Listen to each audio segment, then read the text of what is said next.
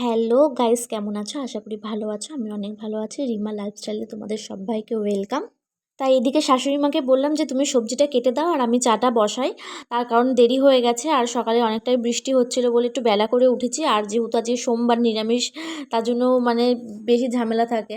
তারপর বলো, তোমাদের ওখানে কেমন ঝড় বৃষ্টি হয়েছে? আমি যেখানে থাকি সেখানে কিন্তু খুব একটা ঝড় বৃষ্টি হয়নি।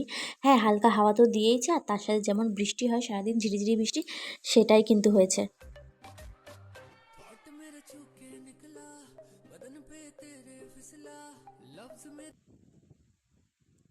বড়মশাইয়ের সাথে ভিডিও করে কিন্তু একটু ছাদে চলে এসেছি, আর ছাদে একটু ঘুরঘুর ঘুরঘুর করছিলাম, তার কারণ খুব সুন্দর একটা হাওয়া দিচ্ছে। তারপরে এদিকে আমাদের সন্ধ্যেবেলাও হয়ে গেছে, তাই আমরা চা নিয়ে বসেছি। আর বড়মশাই কিন্তু সচরাচর ভিডিও তো আসে না, অনেক কষ্টেই তাদেরকে আনা। তারপরে যেহেতু বাড়িতেও থাকে না, আর একসাথে এরকম বসে চা খাওয়াও হয় না, কোনো সময় গল্প করাও হয় না, তাই আজকে মনটা খুব ভালো লাগলো। এই যে একসাথে বসে চা খেলাম, গল্প করলাম, একটু আড্ডা দিলাম। তারপর বলো, তোমাদের বড়মশাইয়ের বাড়ি থাকলে তোমরা কি এরকম আড্ডা দাও আমার মতো? আমার কিন্তু খুব ভালো লাগে। আর তোমরা যদি এরকম আড্ডা দিয়ে থাকো তাহলে কিন্তু অবশ্যই আমাকে জানিও যে তোমাদের এরকম বরের সাথে আড্ডা দিতে কেমন লাগে। তারপরে একটু বেরিয়েছিলাম ডক্টর দেখাতে, কিন্তু দুঃখের বিষয় পাইনি।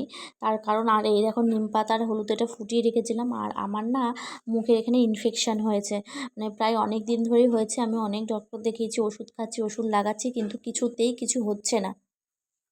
মুখে এখানে ইনফেকশানটা হওয়ার কারণ হলো, এখানে আমার অ্যাসিড লেগেছিল একটুখানি, ছুটে এসে লেগেছিল। তারপর থেকে ছোট্ট হয়ে জায়গাটা কেমন হয়ে গেছিলো, তারপর আস্তে আস্তে সেই জিনিসটা বেড়ে যাচ্ছে।